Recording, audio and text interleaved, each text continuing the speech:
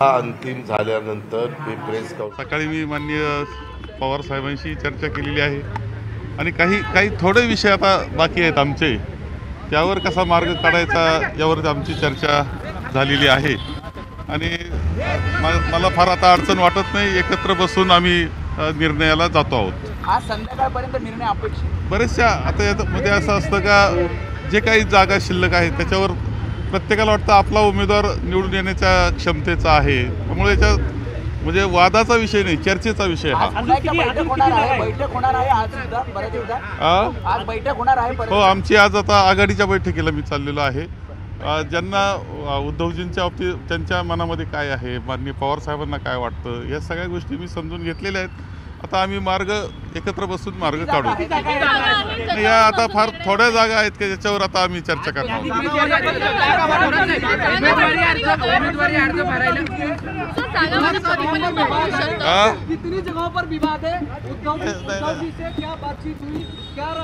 नहीं, विवाद ऐसा कुछ नहीं. माननीय उद्धव जी के साथ मैंने बात की है. बहुत सारे जगह पर हमने बात, जो जगह है जिस पर थोड़ा सा चर्चा चल रही है उस पर उनके साथ बात की है. हाँ, नज़दीक है वो सिंगल डिजिट के. पहली सीट कब तक आने की उम्मीद? वो तो कभी भी आ सकती है, जल्दी आ सकती है. आखिर हमें भी कुछ लिमिट है ना, हमें भी टाइम लिमिट है, जल्दी आ जाएगी. 24 तारीख शुभ दिवस आहे. 24 तारीख शुभ दिवस आहे. प्रत्येक जण अर्ज भरायला जाणार आहे. त्याच्या अगोदर वो कुछ हे बरोबर आहे की 24 तारीख गुरु पुष्य अमृत योग आहे आणि सगळ्या पक्षाच्या सगळ्या उमेदवारांनाही वाटतं आपण त्या दिवशीच भरावं.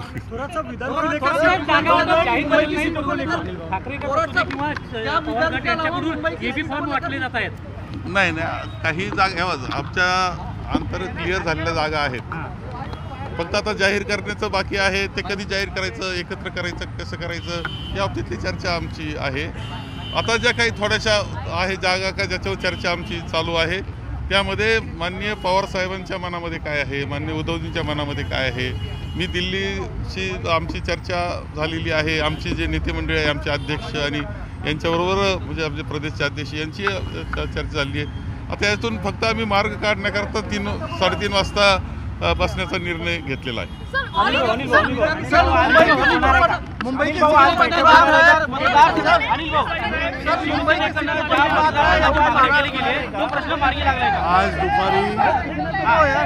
आज दुपारी महाविकास आघाडीचे घटक पक्ष आम्ही बसतो पुन्हा, आणि ज्या काही थोड्या शिल्लक राहिलेल्या जागा आहेत त्यावर सकारात्मक चांगला निर्णय होईल. महाविकास आघाडीच्या उमेदवारांची घोषणासुद्धा होईल, जागा वाटप होईल. त्यामुळे कुठलाही संदेह नाही आहे.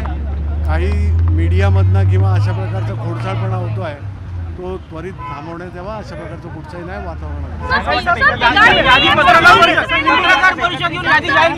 पत्रकार परिषद घेऊन यादी जाहीर अगदी हिंदी में थोड़ा सा बता दीजिए, किन सीटों को लेकर विवाद चर्चा चल रही है? इधर की सीटें हैं, मुंबई की सीटें हैं क्या? कुछ चंद सीटों पे विवाद नहीं है, कुछ चर्चा का ज़रूर ये हो रहा है. बाकी कुछ ऐसी बड़ी संख्या नहीं है कि भाई जिसके बारे में कुछ ऐसा सोचना पड़े. महाविकास आघाड़ी में पूरा जिस तरह से कांग्रेस है, शिवसेना है, राष्ट्रवादी शरद चंद्र और बाकी घटक पक्ष अच्छे से जो जगह का जो बंटवारा है वो पूरा होने के पहली आज लिस्ट हो जाए. मुंबई में कोई प्रॉब्लम नहीं है. वो भी है, वो बहुत चंद सीटें हो जाए. कितनी सीट पर लड़ेगी शिवसेना? आधी अजित पवार, मग बाळासाहेब थोरात आणि आता अनिल देसाई माध्यमांशी बोलत होते. थोड्याच वेळात महाविकास आघाडीची जागा वाटपासंदर्भात एक बैठक आहे, त्यासाठीच आता बाळासाहेब थोरात बैठकीसाठी निघालेले होते. अनिल देसाई यांनी देखील प्रतिक्रिया दिली. अगदी काही जागांवरती जो पेच आहे तो देखील लवकरच सुटला जाईल आणि उमेदवारांची यादी सुद्धा लवकरच समोर येईल.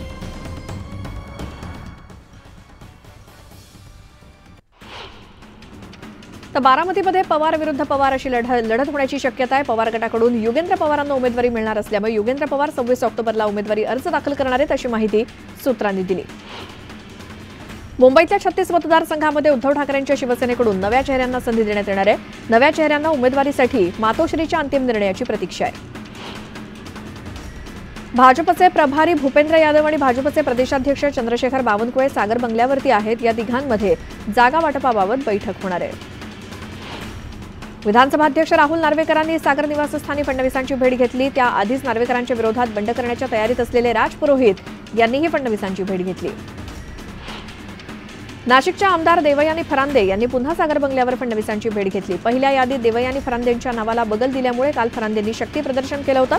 मात्र आज त्यांनी एकट्यांनीच फडणवीसांची भेट घेतली. काटोल मतदारसंघात भाजपचं तिकीट चरणसिंह ठाकूर यांना मिळण्याची चर्चा असल्यामुळे स्थानिक भाजप उमेदवारांमध्ये नाराजीचा सुरू आहे. त्यामुळे भाजप नेते आशिष देशमुख तडकाफडकी मुंबईला रवाना झाले. खडकवासल्यातून उमेदवारी जाहीर होण्याआधीच शरद पवार गटाच्या सचिन दोडकेंनी प्रचाराला सुरुवात केली. त्यामुळे खडकवासल्यात सोपानकाका चव्हाण आणि सचिन दोडकेंमध्ये प्रचंड चुरस आहे. हडपसर मतदारसंघातून इच्छुक असलेले शिवसेना उद्धव बाळासाहेब ठाकरे गटाचे नेते महादेव बाबर यांनी संजय राऊतांची भेट घेतली. यावेळी हडपसरच्या जागेसाठी उमेदवारी मिळावी अशी मागणी महादेव बाबर यांनी संजय राऊतांकडे केली.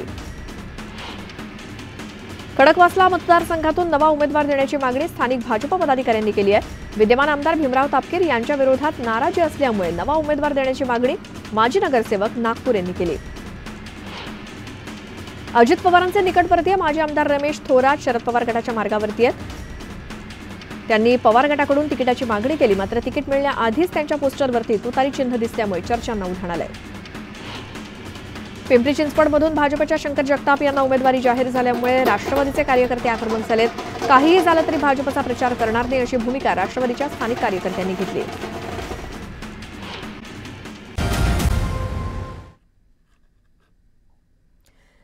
ही थेट दृश्य आपण पाहतोय. तर संदीप नाईक यांचा शरदचंद्र पवार गटामध्ये सध्या पक्षप्रवेश सुरू आहे. थेट दृश्य आपण पाहतोय. नवी मुंबई महिला जिल्हा अध्यक्ष सलुजाताई सुतार यांचं देखील इथे आम्ही इथे स्वागत करीत आहोत. या सर्व मान्यवरांसाठी आपण टाळ्यांचा गजर सुरू ठेवला पाहिजे.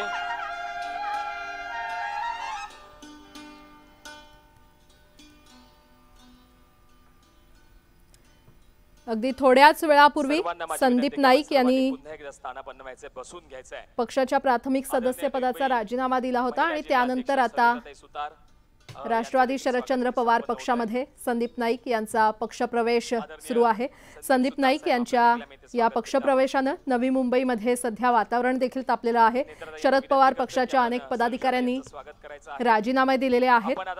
जिल्हाध्यक्ष चंद्रकांत पाटलांकडे त्यांनी आपले राजीनामे सोपवलेले आहेत. दरम्यान अगदी काही वेळापूर्वीच संदीप नाईक यांनी प्राथमिक सदस्य पदाचा राजीनामा दिला होता. चंद्रशेखर बावनकुळे यांच्याकडे त्यांनी राजीनामा सोपवला आणि त्यानंतर आता लगेचच संदीप नाईक यांचा राष्ट्रवादी शरदचंद्र पवार पक्षामध्ये हा पक्षप्रवेश सोहळा पार पडतोय. कल्याण पूर्वच्या जागेवरून महायुतीमध्ये सध्या बैठका सुरू असल्याचं पाहायला मिळतंय. कल्याण पूर्वसाठी शिवसेना आग्रही आहे आणि भाजप श्रेष्ठींकडे आग्रही भूमिका मांडली असल्याचं कळतंय. शिवसेनेला जागा सोडण्याची मागणी करण्यात आलेली आहे. कल्याण पूर्वचे पदाधिकारी वर्षावर सध्या दाखल झाले असल्याची माहिती मिळते. आणि अधिक माहिती देत आहेत आमचे प्रतिनिधी अजित मांढरे आपल्यासोबत जोडले गेलेले आहेत. अजित, काय अपडेट? नक्कीच गेली 3 दिवस झालं हा कल्याण पूर्वेचा विषय जो आहे तो अजूनही पेटत राहिलेला आहे. कारण आपण जर पाहिलं तर गणपत गायकवाड जे जेलमध्ये आहेत त्यांनी गोळीबार केला होता. त्यांच्या पत्नीला पहिल्याच यादीमध्ये भाजपनं उमेदवारी दिली आणि यामुळेच कल्याण पूर्वेतील नगरसेवक महेश गायकवाड असेल, त्यानंतर निलेश शिंदे असतील, असे जवळपास 16 नगरसेवक आहेत आणि जिल्हा पातळीवरचे अनेक प्रतिनिधी आहेत किंवा अनेक पदाधिकारी आहेत. त्यांनी जाहीररित्या नाराजी व्यक्त केली होती आणि मुख्यमंत्री एकनाथ शिंदे असतील, खासदार श्रीकांत शिंदे असतील यांच्याकडे त्यांनी त्यांची बाजू मांडली होती. यानंतर ही भूमिका जी आहे ती आग्रही भूमिका घेत साधारणपणे भाजपशी या बाबतीमध्ये जवळपास 3 वेळा बैठका झालेल्या आहेत आणि शिवसेनेनं त्या ठिकाणी आपली आग्रही भूमिका मांडत आक्रमक भूमिका देखील मांडलेली आहे की जर कल्याण पूर्व ही जागा शिवसेनेला सोडली नाही किंवा सुलभा गायकवाड यांच्या जागी इतर कोणाला उमेदवारी दिली नाही तर मात्र त्या ठिकाणी शिवसेना जी आहे ते आपला उमेदवार देईल. मग ती मैत्रीपूर्ण लढत असेल किंवा थेट तिथे निवडणूक असेल, ह्याचं जे काही गणित असेल ते येणाऱ्या निवडणुकीत पाहायला निश्चितच मिळेल. यापुढे नेमकी काय गणित जुळून येत आहेत हे पाहणं महत्त्वाचं ठरणार आहे. धन्यवाद या सविस्तर माहितीसाठी. एक मोठी बातमी, आनंदराव अडसूळ यांनी शरद पवार यांची भेट घेतली असल्याची माहिती मिळते. या क्षणाची अतिशय मोठी घडामोड. आनंदराव अडसूळ यांनी शरद पवार यांची नुकतीच भेट घेतलेली आहे आणि अडसूळ यांच्या भेटीनं आता राजकीय वर्तुळात चर्चांना उधाण आलंय. दरम्यान ही सदिच्छा भेट असल्याचं अडसूळ यांनी हे वक्तव्य केलंय. या क्षणाची मोठी घडामोड आपण पाहतोय. आनंदराव अडसूळ यांनी शरद पवार यांची भेट घेतली असल्याची माहिती मिळते आणि अडसूळ यांनी शरद पवार यांची भेट घेतल्यानं आता राजकीय वर्तुळात चर्चांना उधाण आलेलं आहे. दरम्यान ही फक्त सदिच्छा भेट असल्याचं वक्तव्य अडसूळ यांनी केलंय.